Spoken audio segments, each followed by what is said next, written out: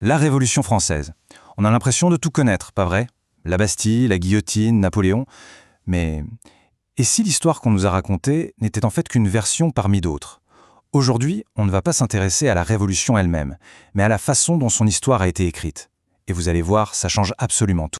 Allez, pour commencer, prenons un personnage que tout le monde connaît ou croit connaître, Maximilien Robespierre. Pour beaucoup, son nom rime avec la terreur. Mais est-ce que c'est vraiment aussi simple que ça? En réalité, c'est bien plus compliqué. Ce qui est dingue, c'est de voir à quel point les visions s'opposent. Selon les livres d'histoire, Robespierre est soit un tyran sanguinaire, un véritable monstre, soit un défenseur incorruptible du peuple, un sauveur, carrément. Deux portraits opposés qui parlent pourtant du même homme. Comment c'est possible? Eh bien voilà, on y est, c'est ça, la clé. L'histoire, ce n'est pas un bloc de marbre figé pour l'éternité. C'est un véritable champ de bataille, un récit qui est constamment débattu, façonné, réécrit en fonction des enjeux et des idées de chaque époque. Alors, voilà notre plan pour décortiquer cette histoire de l'histoire. On va d'abord jeter un œil à la galerie de personnages, ensuite on verra comment les tout premiers récits ont été écrits, à chaud, puis on plongera au cœur de la grande bataille des interprétations, on s'arrêtera sur un héritage très concret, le Code civil, et enfin on se demandera pourquoi, au fond, ce débat n'est toujours pas terminé. Première étape donc, plantons rapidement le décor avec les principaux acteurs de cette période, pour le moins mouvementée. On a donc bien sûr Louis XVI et Marie-Antoinette, on a Lafayette au tout début, puis des figures plus radicales comme Danton et Robespierre. Chacun d'eux a essayé de maîtriser le cours des événements, de contrôler la Révolution. Mais en fait, la Révolution, c'était comme un raz-de-marée. La plupart ont fini par être emportés. La seule grande exception, finalement, c'est Napoléon. C'est lui qui réussira à canaliser toute cette énergie pour mettre fin au chaos et s'emparer du pouvoir. Bon, maintenant que le décor est planté, on attaque le cœur du sujet. Comment est-ce qu'on a commencé à écrire l'histoire de tout ça? Figurez-vous que c'est une discipline qui a un nom, l'historiographie. Pour faire simple, l'historiographie, c'est l'histoire de l'histoire. C'est-à-dire qu'au lieu d'étudier directement Robespierre, on va plutôt analyser la manière dont les historiens, eux, ont parlé de Robespierre à travers les siècles. C'est un changement total de perspective, et c'est passionnant. Et le plus fou, c'est que les tout premiers à écrire cette histoire, ce sont les acteurs de la Révolution eux-mêmes.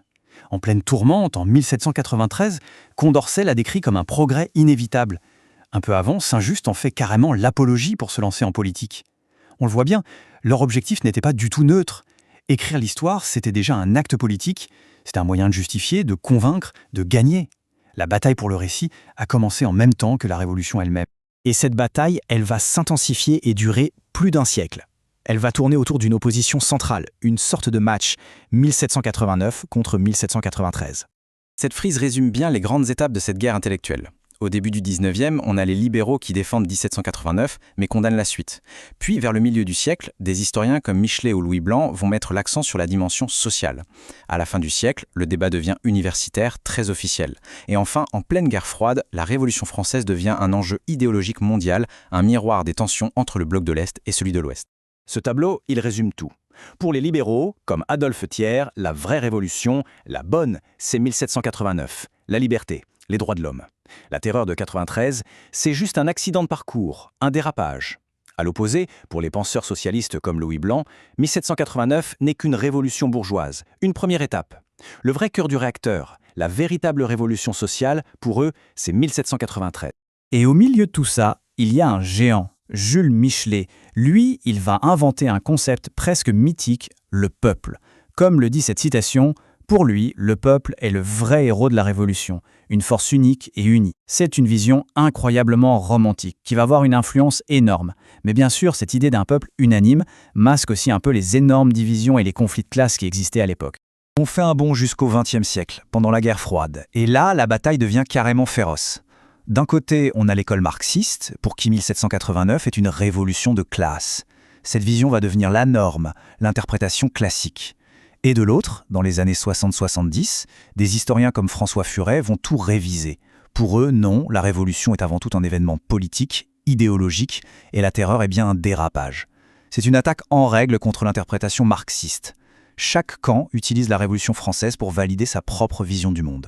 Bon, on a beaucoup parlé d'idées, mais la Révolution a aussi laissé un héritage très concret, dont le récit a lui aussi été une arme politique, le Code civil. Regardez bien ça, c'est fascinant. Le même Code civil va avoir 3 vies, 3 histoires différentes. En 1793, on rêve d'un modèle universel, un cadeau pour l'humanité. En 1804, après le chaos, l'objectif est beaucoup plus pragmatique. Il faut remettre de l'ordre en France.